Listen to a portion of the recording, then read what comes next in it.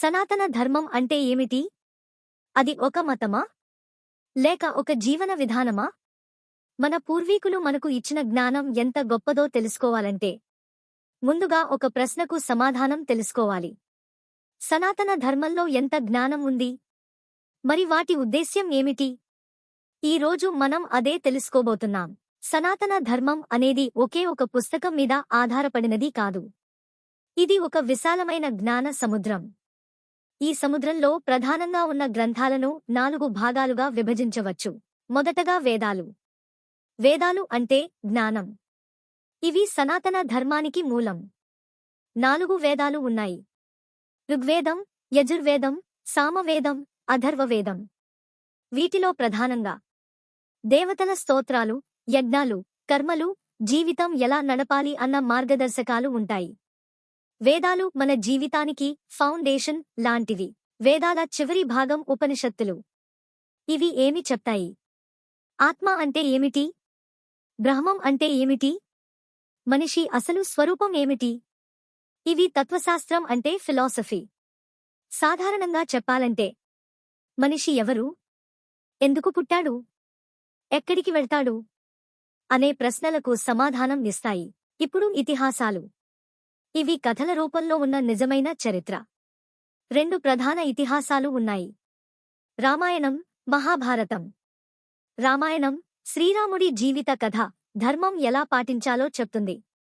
మహాభారతం మనుషుల మధ్య జరిగే సంఘర్షణలు, కర్మ, ధర్మం, నీతి గురించి చెప్తుంది. ఇందులోనే భగవద్గీత ఉంది, మన జీవితానికి మార్గదర్శకమైన జ్ఞానం. ఇప్పుడు మనం ముఖ్యంగా మాట్లాడేది పురాణాలు. పురాణాలు మొత్తం 18 ఉన్నాయి. వీటినే అష్టాదశ పురాణాలు అంటారు. పురాణాల లక్షణం ఏమిటంటే సృష్టి ఎలా జరిగింది, దేవతల కథలు, రాజుల వంశాలు, అవతారాల వివరాలు. ఇవి కథల రూపంలో లోతైన జ్ఞానాన్ని ఇస్తాయి. ప్రతి పురాణం ఒక ప్రత్యేక దైవం, తత్వం లేదా జీవన మార్గాన్ని వివరిస్తుంది. బ్రహ్మ పురాణం. ఇందులో సృష్టి గురించి, బ్రహ్మదేవుని మహిమ, భూగోళం, పుణ్యక్షేత్రాల వివరణ ఉంటుంది. పద్మ పురాణం. ఇందులో భక్తి, పుణ్యక్షేత్రాలు, వ్రతాలు మరియు సృష్టి వివరణ ఉంటుంది. విష్ణు పురాణం. ఇందులో విష్ణువు అవతారాలు, సృష్టి, స్థితి, లయం, భక్తి మార్గం వంటి విషయాలు ఉంటాయి. శివ పురాణం. ఇందులో పరమశివుని మహిమ, లీలలు, భక్తి, లింగారాధన వంటి విషయాలు ఉంటాయి. భాగవత పురాణం. శ్రీకృష్ణుడి జీవితం, విష్ణువు అవతారాలు, భక్తి యొక్క గొప్పతనం. నారద పురాణం. నారద మహర్షి ఉపదేశాలు, భక్తి, పూజా విధానాలు. మార్కండేయ పురాణం. దేవీ మహాత్మ్యం అంటే దుర్గాదేవి కథలు, శక్తి మహిమ. అగ్ని పురాణం. అగ్నిదేవుని ద్వారా శాస్త్రాలు, యుద్ధ విద్య, రాజధర్మం, వైద్యం. భవిష్య పురాణం. భవిష్యత్తులో జరిగే సంఘటనలు, ధర్మం, వ్రతాలు. బ్రహ్మవైవర్త పురాణం. శ్రీకృష్ణుడు, రాధాదేవి, సృష్టి, ప్రకృతి పురుష తత్వం. లింగ పురాణం. శివలింగం మహిమ, సృష్టి, శివతత్వం. వరాహ పురాణం. విష్ణువు వరాహ అవతారం, భూమిని రక్షించిన కథ. స్కంద పురాణం. సుబ్రహ్మణ్య స్వామి మహిమ, పుణ్యక్షేత్రాలు.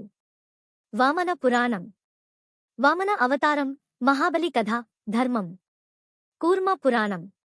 కూర్మ అవతారం, సముద్ర మథనం, ధర్మం. మత్స్య పురాణం.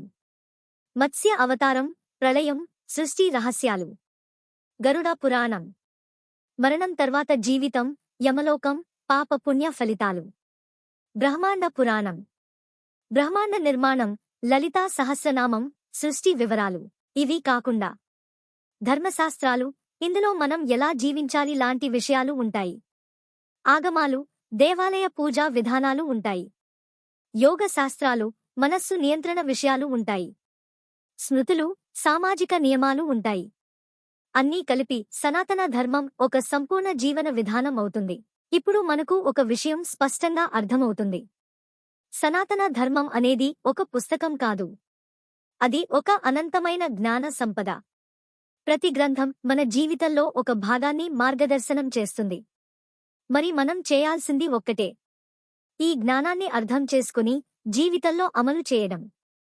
ఇలాంటి మరిన్ని ఆధ్యాత్మిక విషయాల కోసం మా ఛానల్ను సబ్స్క్రైబ్ చేయండి.